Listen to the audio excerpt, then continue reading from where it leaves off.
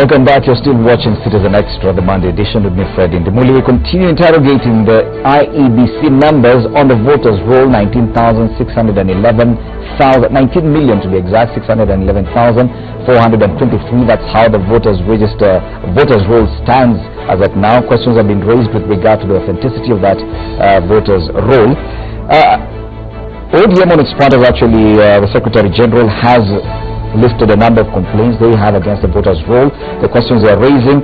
We are in studio with the Commissioner from the IEBC, Akombe Kwamboka. We also do have analysts Vincent Kimosop and Mark Bichachi. Now, Commissioner Kwamboka, there are claims that IEBC Director for ICT and Mr. James Mohati, who have been sent on compulsory leave for allegedly refusing to cooperate in an ongoing audit of ICT systems, has since made it back to IEBC. I just need a clarification. Is that correct? Thanks, Fred, for that. I think those are discussions that are still going on within the Commission, and once we have clarity on that, the Commission will communicate. So you cannot comment further than that? Yes, sir. Okay. So, fair enough. Now, the ODM says the party maintains that IEBC voter register is being deliberately messed up to hide the true voting strength of the opposition coalition. They say released figures of voters across the country neither represent the true picture of the voting population and its distribution across the country. Have they raised this formally with the IEBC? Fred, we have not received any formal communication, at least as of today, regarding that. We have seen the statement by Senator Zani on that one. We stand by what we have said on numerous occasions, that we have spent nights and days to make sure that we have a credible register.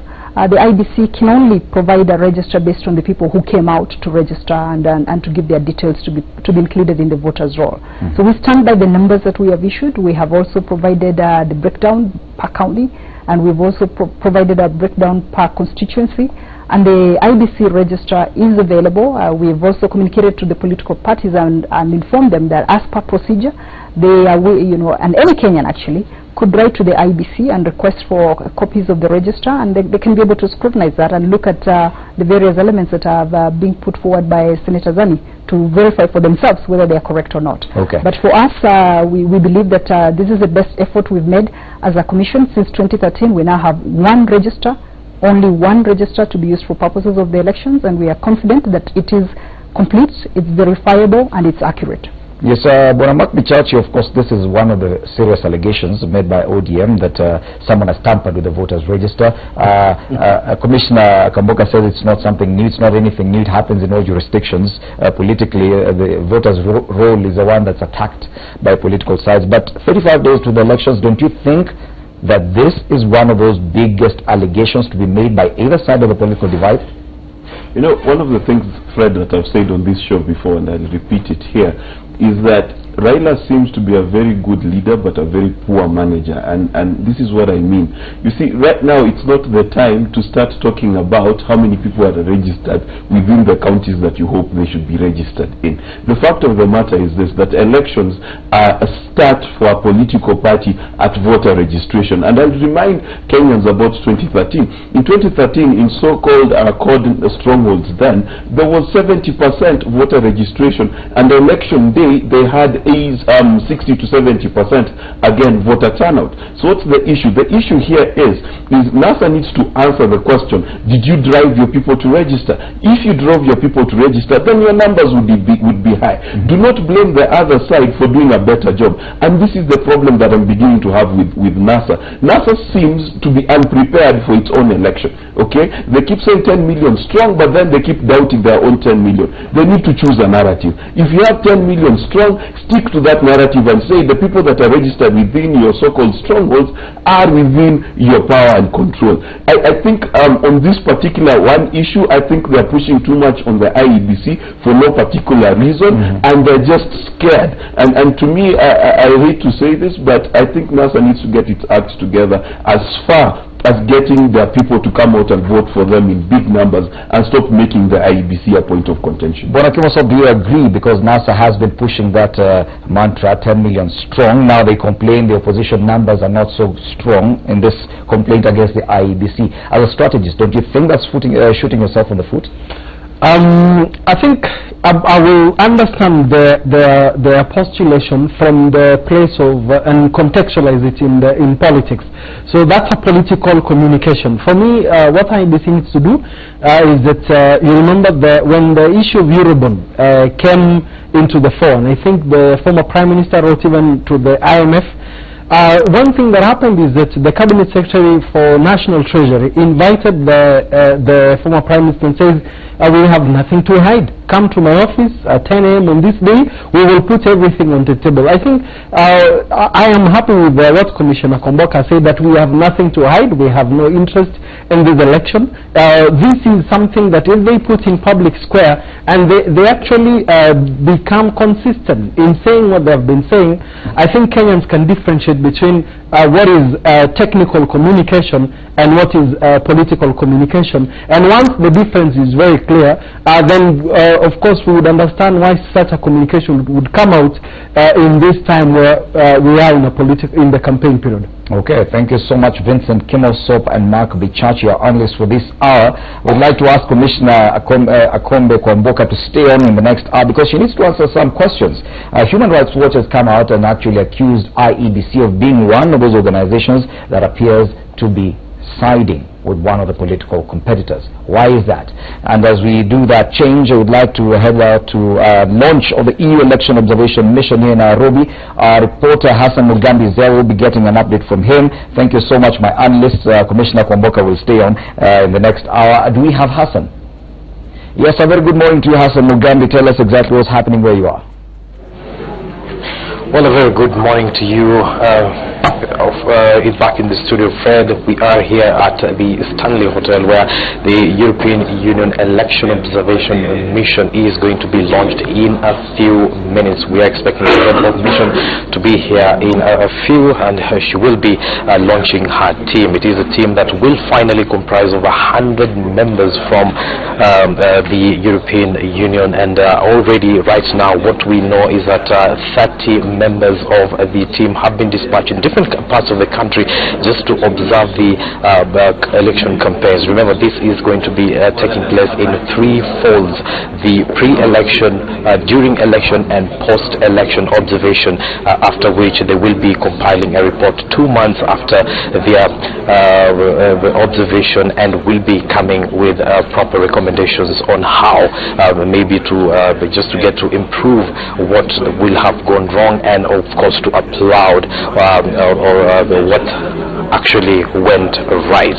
Closer to the elections, the 32 members will be dispatched here to join the rest of the 30 who are already in different parts of the country just to monitor the campaigns, and they will be coming to the different centers, and they will be actually getting to observe what has taken place, what is cutting in as far as the elections are concerned. Also, 7 members of the European Parliament will be joining the team, and the chief of the EU mission is also a member of the European Parliament. Fred. Hassan Mugambi there at the EU Election Observation Mission launch here in Nairobi. Of course, Hassan will be briefing us on that progress in our subsequent bulletins. Let's now head out to Mombasa. We do understand a judges' conference is currently underway. It has just kicked off this morning. Let's listen in. Way back to faith, back to believing in one another, because in the words of a modern poet from my generation, Elvis Presley, we're caught up in a trap. We can't go on together with suspicious minds.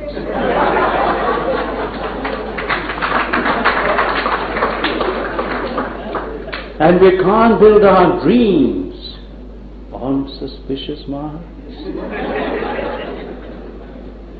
I urge you, my brothers and sisters, to trust one another and stand with one another, no matter how difficult it might be to walk away from old hurts, recent suspicions, and future innuendo. And let me close, perhaps, this time with another modern poet, but from the generation of my children, Mariah Carey.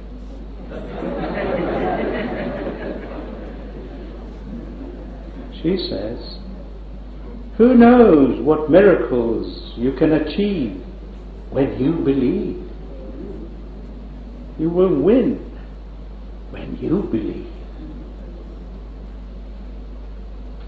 Honourable Deputy Chief Justice, as we look to the Honourable the Chief Justice's vision and his blueprint for us,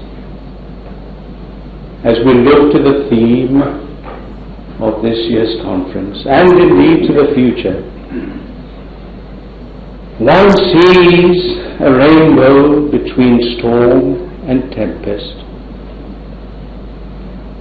It is a rainbow of many colours, not only of races, tribes, skins and creeds, but also of traditions, thoughts and ways, all awaiting to be bound together in a spirit of friendship, understanding, tolerance, respect, and love.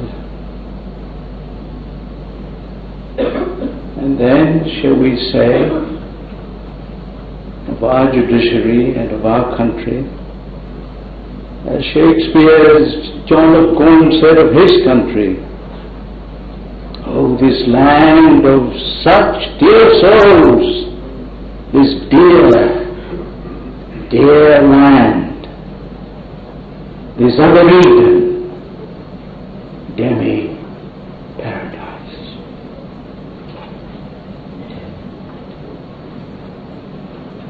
But my sisters and brothers, beyond that line where the rainbow ends is a crack of gold, pure, pure gold. And I believe that those of us in this room this morning who remain steadfast to the cause of justice, fairness, truthfulness, in courage, civility and collegiality, they will see the rainbow's end. I truly believe that. And then Justice Paul Kihara Kariuki there addressing the judges' conference in Mombasa. That conference has kicked off this morning. Very interesting quotes there by the judge. He's even quoting Elvis Presley, Mariah Carey, and Shakespeare in his speech. Very interesting. Listen to him. Now we continue discussing the issues surrounding the IEBC this morning, and we are very privileged to have Commissioner Akombe Kwamboka with us. Now we're joined by analysts Sandra Ochola and Michael Lagwanda. Very good morning to you. Karibuni sana. I'm sure you must have been watching the discussion just before you came in, and I was telling Commissioner Kwamboka today she is on the hot seat, and I hope it will continue that way, because we need some answers and real answers to that. If you looked at one of the dailies today, there's a headline about civil servants still engaging in politics despite warning, which is against the Public Officer Ethics Act. And if I may quote the Act on Part 16, Section 16 of the Political Parties Public Officers Ethics Act on political neutrality, a public officer shall not, in or in connection with the performance of his duties as such, act as an agent for or so as to further the interest of a political party, or indicate support for or opposition to any political party or candidate in an election.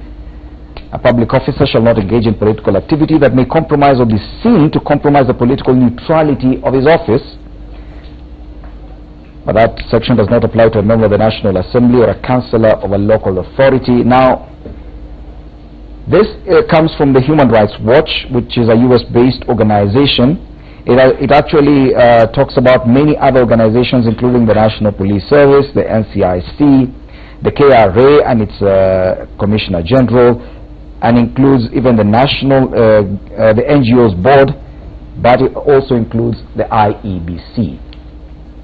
Now, IEBC chairperson Wafula Chebukati, the quote is that in a recent statement, he said that cabinet ministers are actually free to campaign, saying they are within the law. Chebukati saying they are within the law. That was seen as him supporting the Jubilee side of the political divide. In another instance, IEBC has been seen to echo Jubilee calls on a number of issues. For example, Chebukati, that's the chairperson of IEBC, condemned plans by NASA to set up a parallel vote tallying system, yet ignored the fact that Jubilee was also setting up its own. Now, these are just some instances where it has been seen that IEBC could be siding with one side of the political divide. 35 days to the election, this could cause a problem. Commissioner, don't you think that even if it's not true, such allegations do dent the image that IEBC has as a referee in this competition? You know, thanks, Fred. I think what we've been emphasizing and what we've been trying to show to the Kenyan people is that we are an independent organization, we are an independent body, and we take decisions that are independent of any political actor. We have emphasized on many occasions that we are an arbiter in this process, that we are a referee in this process. We have come out on occasions when a political party has come out to speak on our behalf, and we have said very clearly that they have no right to speak on our behalf.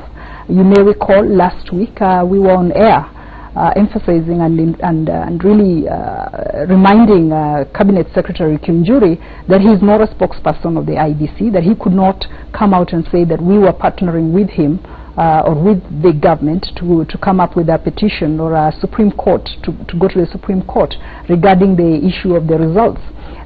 So we, on occasions when we have seen political parties go out to speak on our behalf, we have come out strongly to say, no, we have spokespersons. So, Commissioner, you do agree that, yes, it has been seen that one side of the political divide has been seen to speak for the IEBC, and that's a problem, that, yes, in some areas it could be perceived that, yes, those two, IEBC and that side of the political divide, could be working together? I mean, it's problematic for anybody to perceive us as being either in support of NASA or in support of Jubilee or being supported by Third Way Alliance or independent candidates, because we are not partners with any political party.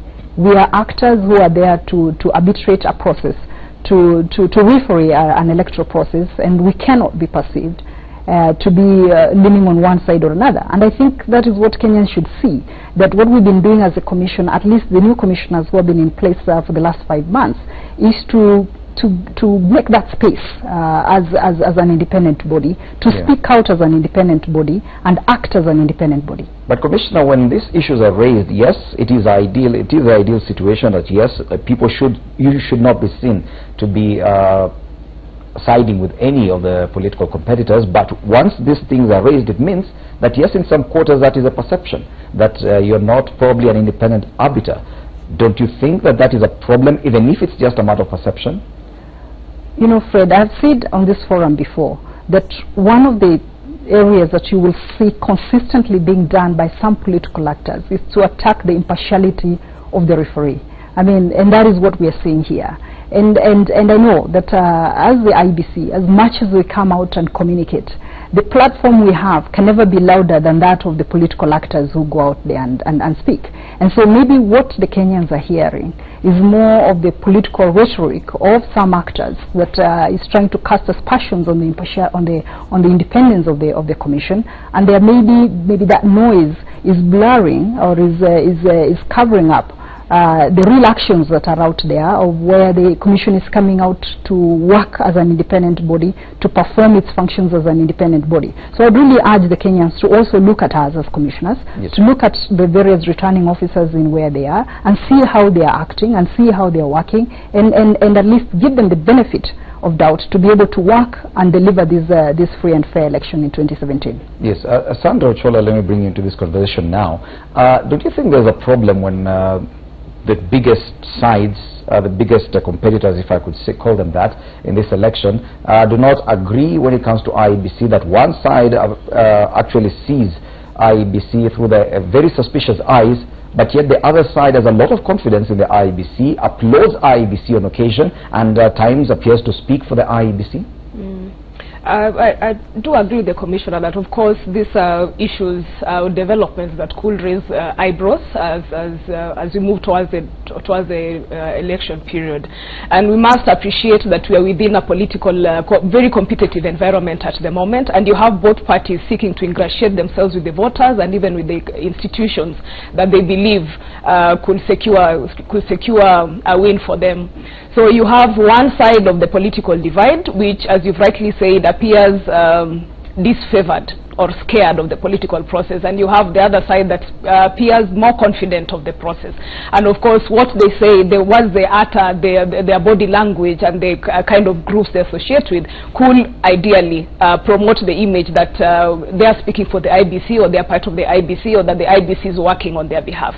And so one thing that I've always emphasized, particularly for the IBC, is that it needs to up its communication game. What we are seeing is the IBC reacting to messages and allowing the political parties to set the agenda for it. What it needs to do is to be more preemptive in its communication and to be out there all over in people's faces on a daily basis, on an hourly basis, and saying this is what we are doing, this is the challenge, these are the challenges we are facing. And so in that way it sets itself apart from the political discourse, it sets itself apart from the political shenanigans, so to speak, and ensuring that as an institution, again based on perception, it is appearing to the public as independent. Bwana Michael Agwanda, do you agree with Sandra? Yes, there could be a problem of communication, and it's only communication that can handle issues of perception sometimes, and the IEBC is lacking in that particular department. You know, Fred, I'm happy that I'm able to meet Kwamboka today on studio. I think I've talked about IBC and other stations as well as this station here. But I want to start by saying this. I think Kwamboka has come out, Commissioner Kwamboka has come out very strongly to speak on behalf of IBC, which has actually given IBC a little stake out there in terms of its information sharing. Other than Kwamboka, the other officers of IBC are actually pulled out of their offices to address press conference, which is quite unfortunate. But I also have to say that, Ms. Kwamboka, I want to take your very words of impartiality of IBC. I really don't think that you throw a stone to a tree that does not have fruits. And for that reason, there could be bad fruits and good fruits. If you have a mango tree that has very, very ripe fruits, you want to throw a stone so that you get one down here. But sometimes that stone will come down with nothing in it. Maybe you didn't quite aim yourself well. And sometimes it comes down with leaves. I think the complaints of the political party from both divides, and more so from the opposition, is not that they do not think that IBC will be impartial in their mandate, but I can tell you that institutions like IBC that is quite independent in this country have also led the country down. And I can mention all these independent institutions, EACC, IBC, NCICC, until the politicians talk, they seem to see but not see, they seem to hear and not hear. And that is where the problem is. The problem that is here today is jurisprudence.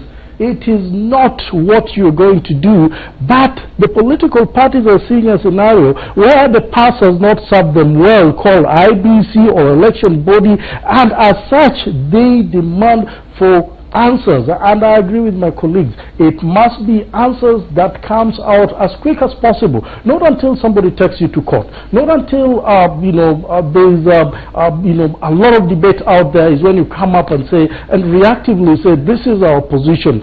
When we are talking about issues of election, you must be perceived to be a body that will conduct this election free and fair. And for that reason, if there are issues like what we are having today at hand, 171,000 people, we which could be having some clerical error. And I agree clerical errors are everywhere. But the question is, we still have 30 days. Why are we conceding to the fact that this is an error and we might live with it until the election? Why hasn't crisis management been put up so that this could be mitigated to an extent where basically somebody rushes and says, can we make this correction? Can you go back to where you voted and make sure that this correction? But if we want to accept an error and say we can do around with it, how many errors therefore are we going to accept? And will this compromise the legitimate, free and fair election that we're going to have? Critical questions. Yeah, and the same question is being raised even by our previous analyst, that it seems to be a matter of communication and probably how you frame your message as the IEBC. Who talks on your behalf? When do they talk? Are you reacting to people talking and appearing to speak on your behalf? Because the question is it purely coincidental that one side of the political divide and yourself, the IEBC, seem to be in constant agreement on quite a number of issues? That's a question to you, Commissioner Kwamboka. Is it purely coincidental that you rarely disagree with one side of the political divide? You know, Fred, it's not like we sit down every morning with the leadership of Jubilee and agree on our talking points for the day. I mean, that's not what we do. We wake up every day thinking about how we have to ensure that we do not return this country to previous years whereby the electoral process has been questioned. We wake up each day to work hard and see that the register of voters that we have is one that makes sense, that is accurate, and it's verifiable and it's complete. We wake up every day working with all our returning officers to ensure that they have the logistics required for the elections. And we wake up every day reaching out to the various political actors, the various Kenyans, reaching out, putting out our voter education program so that they know what to expect on election day.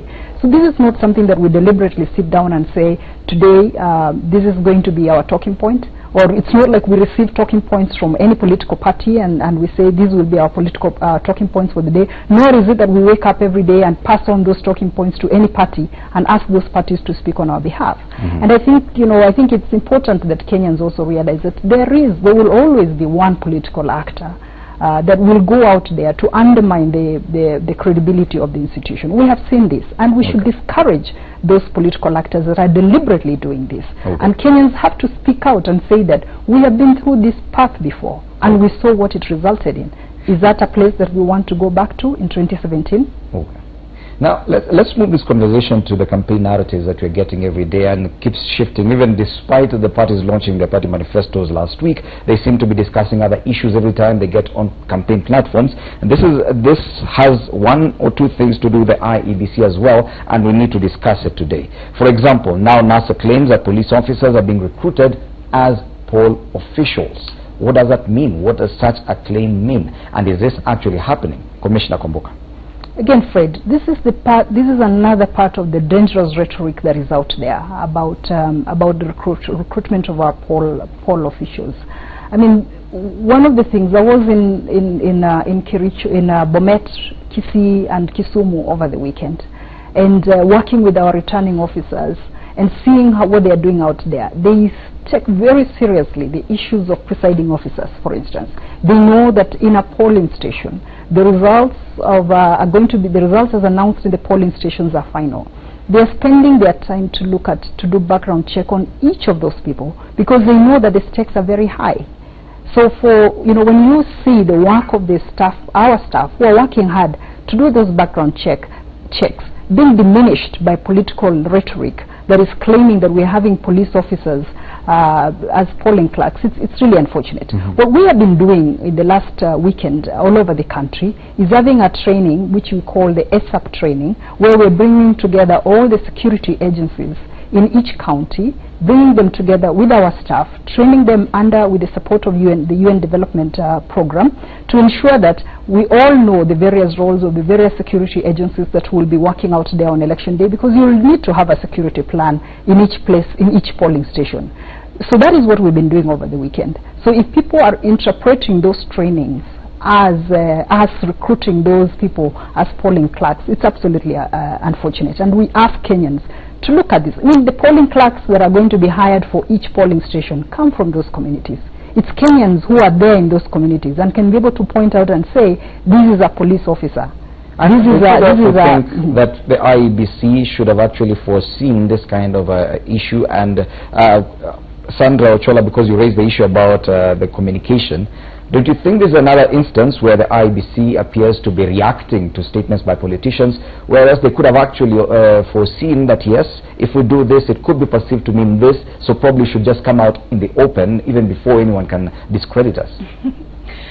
Fred, I think at this point, anything the IEBC does or fails to do will be interpreted in one way or another. It's mandated to recruit officers. And I think that's the process that it's undergoing now. That is still going to be subjected to speculation.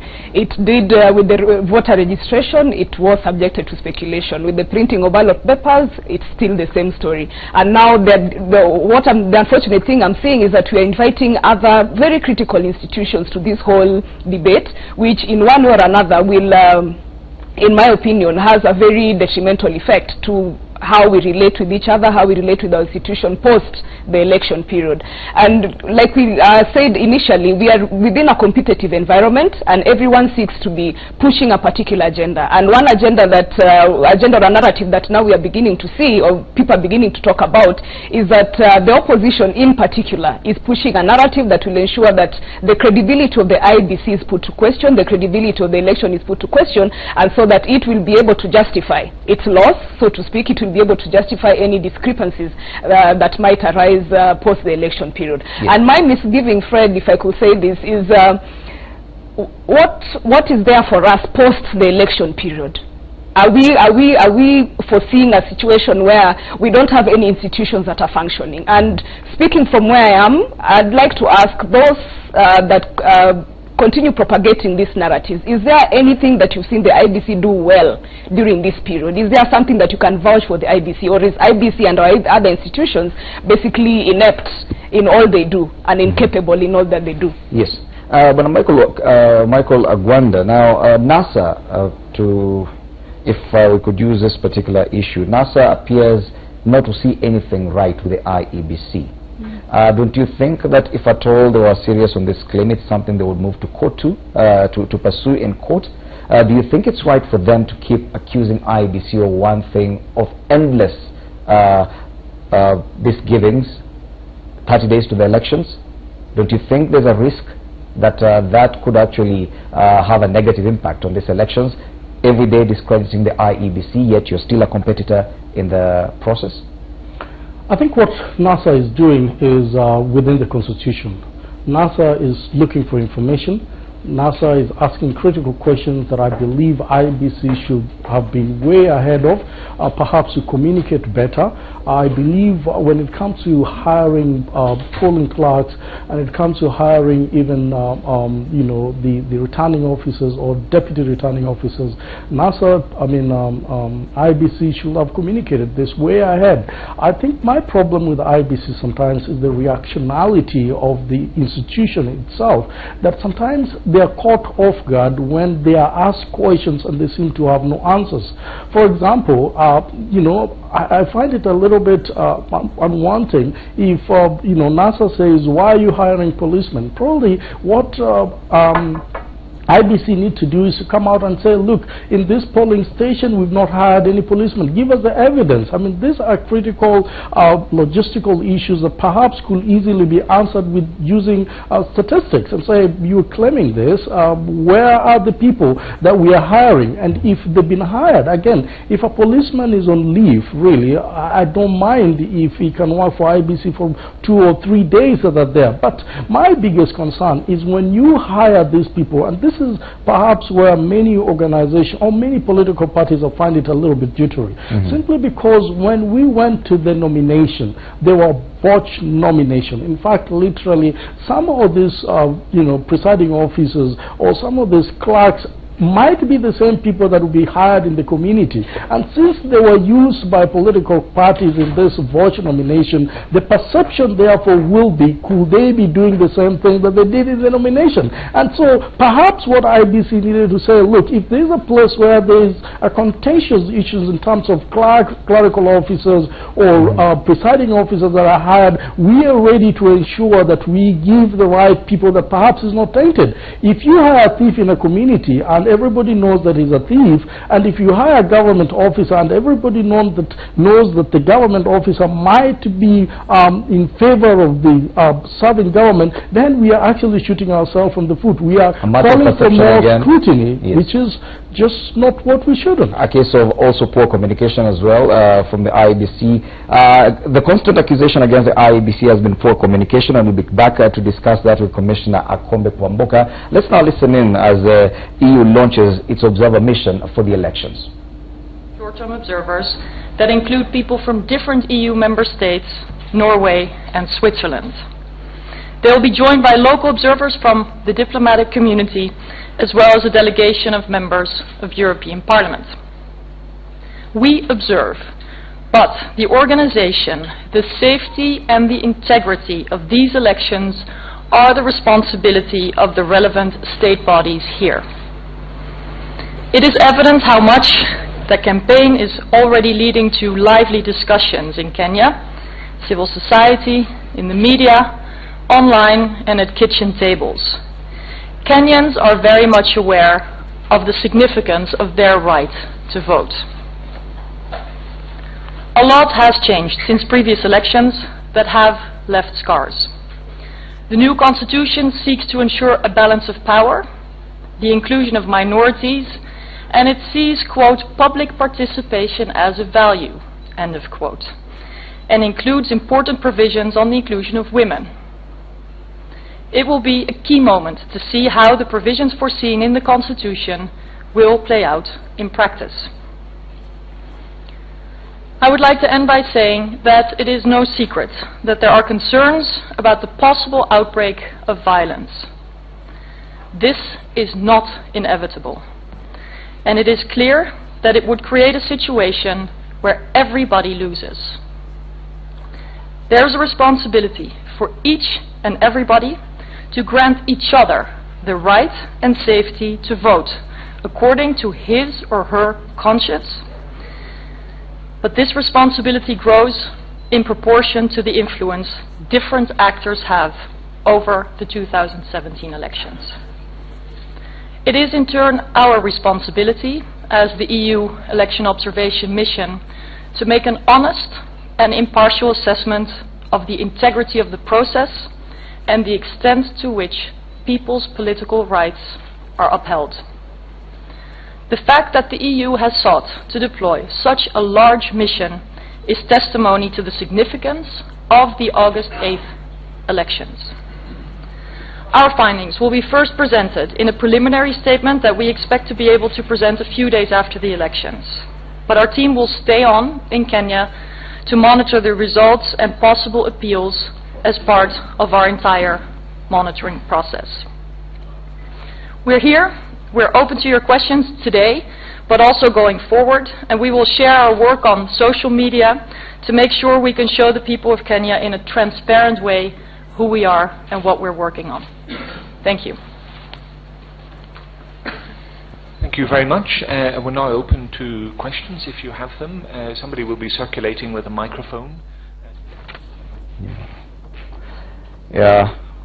The EU launching the election observation mission at our hotel here in Nairobi.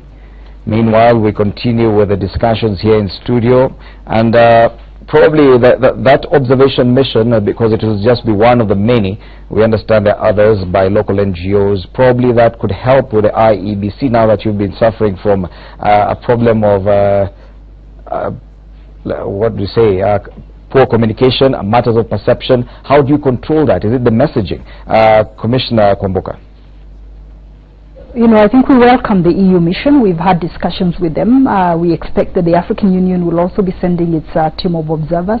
And we also appreciate actually the important role of even our local observers, the Kenyan observers, the ELOG group, because you know, election observation is very important, because they will be the ones who can be able to bring balance out in terms of the information and be able to be objective in the way they're looking at issues and how they're being run. But let me just go back again to the issue of communication, which I think is important, and I think there are very good points that have been made and that the Commission will be picking up to see how we move forward on that one. And for us, what we've been emphasizing and will keep emphasizing is that we are not an appendage of Jubilee. We are an independent body. We are out there to ensure that we do the right thing. And on the polling of issues, we will be providing all that information, the names before we finalize the recruitment. We'll be providing at the local level to the political parties and the independent candidates the names, and they can be able to vet, and they can be able to come back and say, so and so is a thief in our community, and so we cannot hire that person. So that transparency is going to be there to ensure that we have the best people out there and the best interest of the country at heart. Okay. A question, now that you said that yes, you spoke against one of the political side appearing to speak for the IEBC, that you actually came out and said they shouldn't, but is there a penalty if a party consistently disobeys your advice, that yes, they continue appearing to speak for you, for the Commission, which in as far as perceptions are concerned could dent your image? Is there a penalty for such? Is it against the election regulations, for example, because, or is it just politics and there's nothing much you can do about it? I mean, Fred, that is pure politics. If you read the the code of conduct, the provisions there do not address those issues. But I think it's a point that we've made continuously, and Chairman Chebukati has made that point continuously in our interaction with all the political actors, reminding them that we are an independent body. We have 7 commissioners who can very well speak for themselves. We have our staff who can speak for the Commission, and that we intend to keep it that way. Okay. Finally, before we release you from studio, we've talked about the claims by NASA, we've talked about the allegations by Human Rights Watch. Now, Jubilee on the campaign trail accuses its competitor NASA of using proceeds of corruption to fund campaigns. Now, this is just part of the campaign narratives that we've been entertained with this past week. When it comes to political party and political campaigns financing, there's an act which is supposed to be enforced by IEBC. For example, when such a major competitor actually raises issues of corruption with regard to election campaign financing, that is something that IEBC should pick up on. Is it something you've already become cognizant of, or do you have to wait for a formal complaint from whoever is raising it? Thank you, Fred. I mean, of course, we need to get a formal complaint from an actor before we proceed. But let me say that we are very disappointed as an organization with the actions taken by, for instance, Parliament on the campaign financing, because we had put very clear regulations on that. We had put the law, worked with the Parliament on the law that would have brought some order to the whole issue of campaign financing.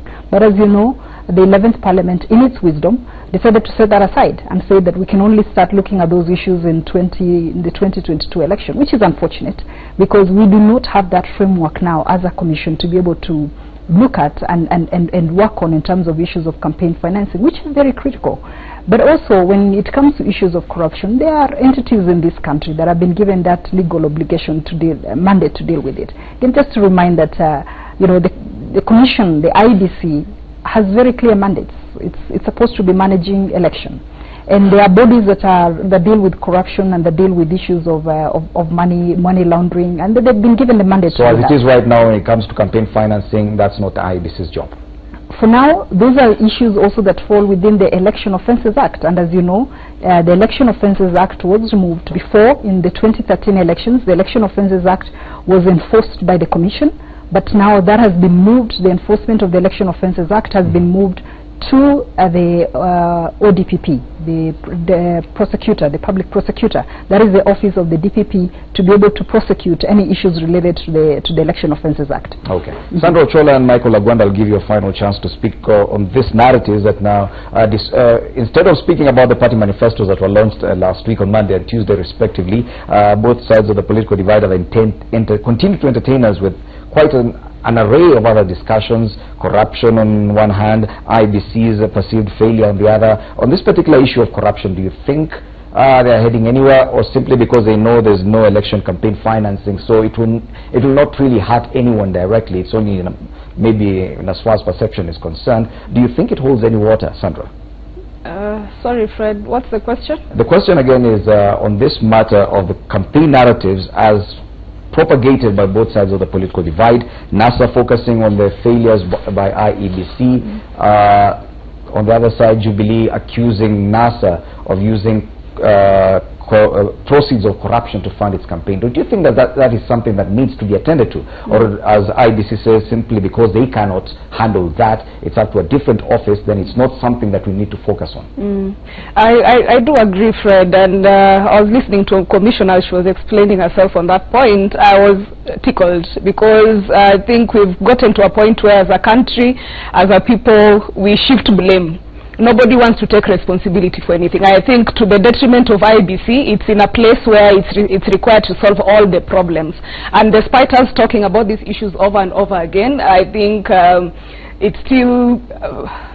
it's almost impossible for people to look at IBC as an independent institution, and also to ensure that they're bringing on board the other institutions, as Commissioner has talked about. Issues of security, the IBC cannot deal with that on its own. Issues of peace, healing and reconciliation, you have the NCIC, you have the Ethics and Anti-Corruption Commission, you have the judiciary. All these institutions are supposed to be working together to ensure that you have a free and fair election. And I think that is one of the things that we should have been seeing right now going on, where you have a multi-agency support system for the IEBC, so that it's not taking all the heat, it's not taking up all the pressure to the detriment of actualizing its overall mandate.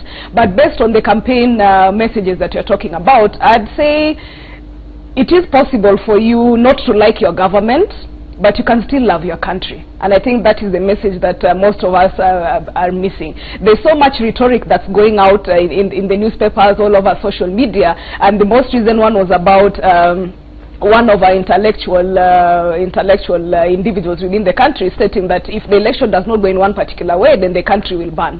And for me, my message will be, and especially to the young people, 2007 was a horrific period for us, and unfortunately that is a history that most of the people within my generation can relate to. We don't need to go back there. We need to love our country and shun all attempts at taking us backward and ensuring that our potentials are stifled. And that's a very important discussion. We'll be having it in the next hour with a different panel. The guidelines for prevention of dissemination of undesirable bulk political SMS and social media content on electronic communication networks.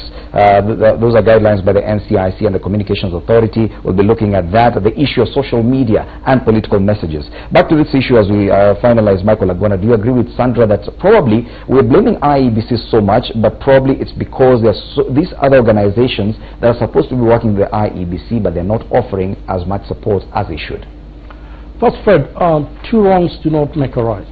If there is an individual that was perceived to have been corrupt and at one point supported the government in one way or the other, and that person is perceived to be supporting the opposition now, it does not make any of those affiliate parties to criticize the other, because secondly, there seems to be no evidence here. If I work with you today, it doesn't make me a presenter, but what I am seeing happening in this country, and I agree with Commissioner Kwamboka very, very clearly, there are other institutions that are out there that are supposed to watch on corruption. They are supposed to watch on the issues of money laundering. I know that, within the Election Act, bribery, of course, is supposed to be monitored, perhaps with these other bodies as well as IBC, because that is actually influencing the voter arbitrarily to just them, being sold policy and agreeing that we need to elect this individual. But you find that these bodies are just watching, and NCIC, they're just watching until another politician comes out and say, oh, this is what is happening. That's when you hear them saying, well, but we haven't got any accusation, we haven't got any report, we haven't got somebody complaining about this matter. I mean, we are having independent institutions that are supposed to watch collectively into what is going to happen in August, the 8th election, but they're not doing that. They want to wait until they're prompted to do that. But I want to say this. IBC is mandated by law. And I've just seen what European Union election observers have said there. They're saying actually that, there might be an element of violence. And that is not inevitable. But I want to talk to Kwamboka today, first thing, and say, look, if this country banned, it is IBC who would have banned this country. Because in the past, what happened is people had problems with the referee. We are going to an election. IBC has been mandated by law and given all the necessary resources to conduct this election. Please don't let this country burn by siding with one aisle of a political divide. That will serve this country. And I can tell you for free, today we might have a beautiful time here in the studio, but I'm telling you, if this is going to be one of those elections like what we've had in the past, you'll never have a place to put your head. But the embarrassment will be this time around. We have a new commission. We have a new commission, the IEBC. We cannot blame them for past mistakes of other commissioners. And just because of what you said, I'll have to give Commissioner Kwamboka an opportunity to actually exonerate IEBC from some of those perceptions or allegations just before we go on a break. Final words. Thank you so much, Fred. Some of us took this job. We left more plum positions that we had wherever we were. We took pay cuts for a reason. We came here because we felt very strongly that we did not want to see what happened to this country in 2007, 2008. And we want to ensure that we do our best, our very best, to ensure that we have a level playing ground for everybody. But I want to make a very strong emphasis here, that we cannot make a judgment of free and fair and credible election from a standpoint of who has won.